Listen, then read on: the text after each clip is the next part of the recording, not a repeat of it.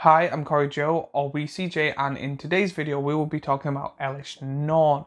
So now that we're coming to like the end of the ladder when it comes to the main story or the main arc until we're going on to the next one, we get to finally see Elesh Norn, the mother of all machines.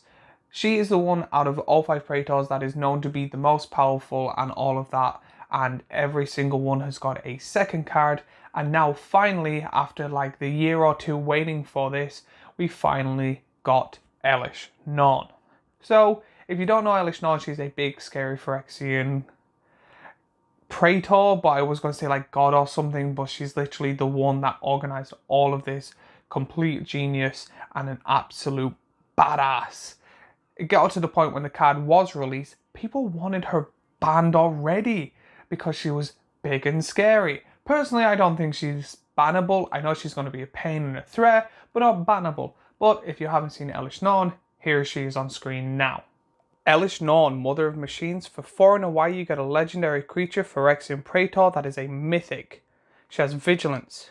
If a permanent entering the battlefield causes a triggered ability of a permanent you control to trigger, that ability triggers an additional time. Permanents entering the battlefield don't cause abilities of permanents your opponents control to trigger and is a 4/7.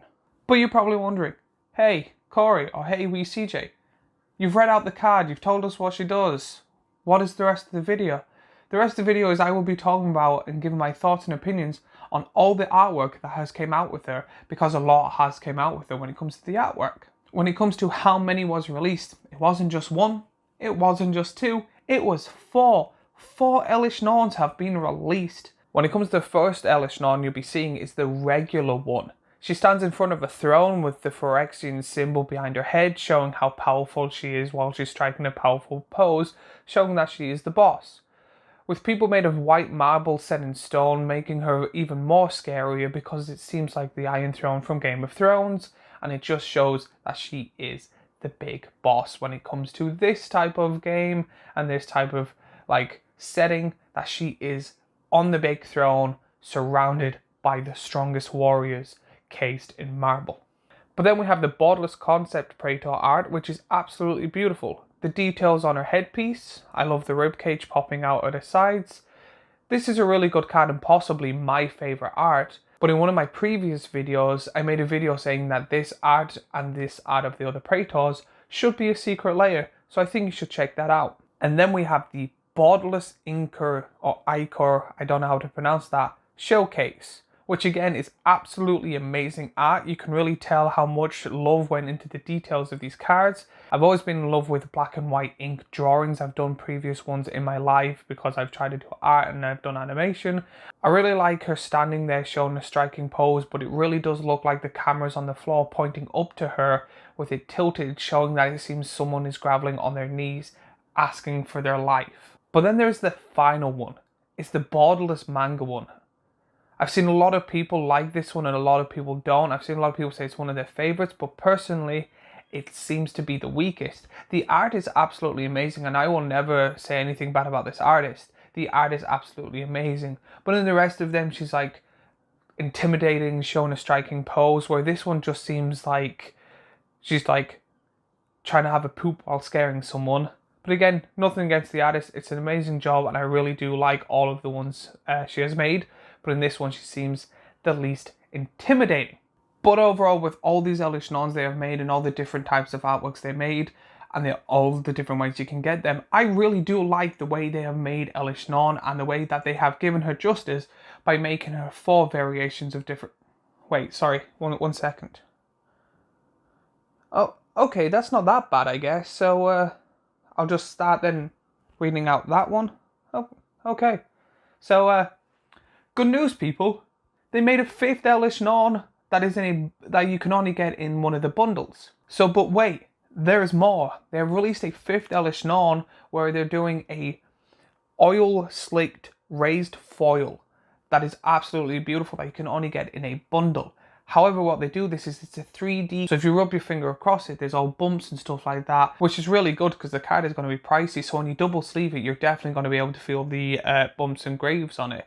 And it's one of those things that It is again another black and white art, which is very beautiful, and it is a close-up of her being very scary and intimidating. But as always, what? Okay, sorry, what? They done what? Okay, just put it on screen and I will go through them and I'll be as generic as I possibly can and just go from the top of my head with no script. We don't have the time for this, okay? We'll just go with it. But wait, there's more. They released a Phyrexian version of the normal one, which they've done in previous ones, which I thought they would have done, so like, I'm not really surprised, because it would have been weird if this was the only one they never done in Phyrexian. It would be ashamed if we forgot anything else, because that should have been like the obvious one. Like, I don't think I've forgotten anything else when it comes to this video. But wait, there's even more than that. They released 4 of the arts that have already been made, but in a step and completed foil version of them. So what it is a foil version of them with the Phyrexian symbol, and depending on where the light hits it, makes it a rainbowy effect. So the fact that there is now 2 versions of 4 of the arts, in normal and in this stepped and completed oil stained kind of foiling, which again I haven't seen personally, but with the photos I've seen and people talking about them online, are really pretty, and it's really cool to see the Phyrexian symbol over it. Finally, now that we are done, there is a total of 10 Elesh Norns that you are... Don't you... How did we forget that? Like, seriously, we've been doing this for years and we forgot that. Okay. But wait, there's more. There is also the normal foiling of cards, which Wizard do all the time, and I cannot believe I forgot. So I can't believe that there's the borderless one, the concept art one, the borderless inker one, the showcase one, the Phyrexian one. There's like 5 of them in total. So that means there is a whopping 15 Elesh Norns have been made for this set alone. You have to be a rich or a madman or a rich madman to be able to want all 15 Elesh Norns. You have to be rich or a rich madman to be able to want all of the Elesh Norns. But as always, if you like my content and the stuff I do, please remember to like, subscribe, follow and all that good stuff. Share my social media and all of that stuff. I really like making these videos. I want to continue. I also have a Patreon if you really want to support us or really want to support me to make more content.